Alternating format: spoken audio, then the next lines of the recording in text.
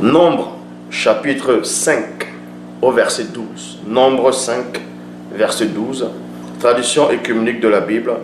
Parle aux fils d'Israël et dis-leur, il peut arriver à un homme que sa femme se conduit mal et lui soit infidèle. Et lui soit infidèle. Bible, parole de vie. Il vaut mieux habiter dehors. Bon, et lui soit infidèle plutôt. Proverbe chapitre 21 au verset 19, Bible seconde 21. Mieux vaut habiter dans une terre déserte qu'avec une femme querelleuse et irritable. Dans la Bible parole de vie, il est dit, il vaut mieux habiter dehors que loger avec une femme qui aime les disputes. Donc maintenant, les disputes, c'est pas bon. Pendant le couple, vous allez peut-être dire à votre femme, ou la femme va dire à son homme, il faut pas faire ça. Bon, ça l'énerve. Pourquoi tu me dis ça? Et les disputes commencent. Dès qu'il y a des disputes, c'est la porte d'entrée. Les démons sont déjà là. Ah oui. Dès qu'il y a des disputes, il y a déjà un esprit malveillant qui est déjà là pour vouloir s'installer. Parce que c'est comme ça que ça se passe.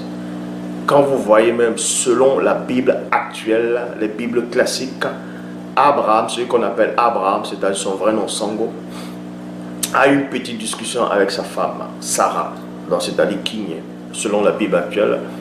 Sarah n'était pas contente par rapport à Agar. Et elle s'est exprimée. Et ça n'a pas plu à Abraham. Mais ils ne sont pas disputés, ils ne sont pas pris la tête. Non? Il a fallu que l'ange vienne pour dire, écoute la voix de ta femme.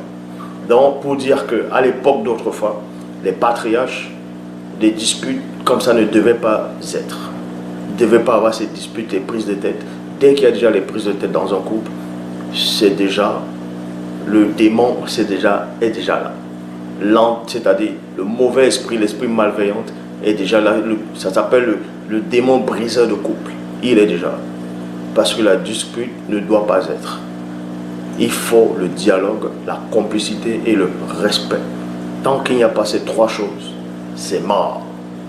Et maintenant, il faut arrêter de dire, non, c'est la faute de l'autre. L'autre va dire, c'est plutôt ta faute.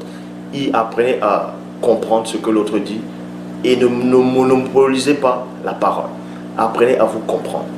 Bon, ici, on vous dit, dans Proverbe chapitre 12, Proverbe chapitre 12, verset 4, Proverbe 12, verset 4, Bible du Semeur, une femme vaillante est comme une couronne pour son mari, mais celle qui lui fait honte est comme une maladie qui ronge les os.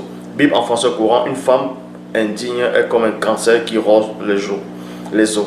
Proverbe chapitre 9 au verset 13. Une femme insensée est brillante. Elle est vulgaire et elle ne connaît rien. Proverbe 27 au verset 15, traduction du Monde Nouveau. Un toit non attaché qui vous oblige à quitter les lieux. Un jour de pluie persistante est comme une femme querelleuse. Est une femme querelleuse. Et une femme querelleuse sont comparables plutôt. Et une femme querelleuse sont comparables. Donc, dans Ésaïe chapitre 3 au verset 16, Bible en français qu'on dit, les dames de Jérusalem sont fières, virgule, dit le Seigneur, elles marchent le cou tendu, le regard provoquant, elles font à petits pas en faisant résonner les anneaux de leurs chevilles. Vous voyez, c'est comme ça que la plupart des femmes font. Bible de la liturgie le dit, parce que les filles de Sion sont orgueilleuses, qu'elles marchent la poitrine haute et les yeux provocantes. Bible parole de vie, les belles dames de Sion sont fières, elles marchent le cou tendu, sachant attirer les gens par leur regard, par leur regard, par leur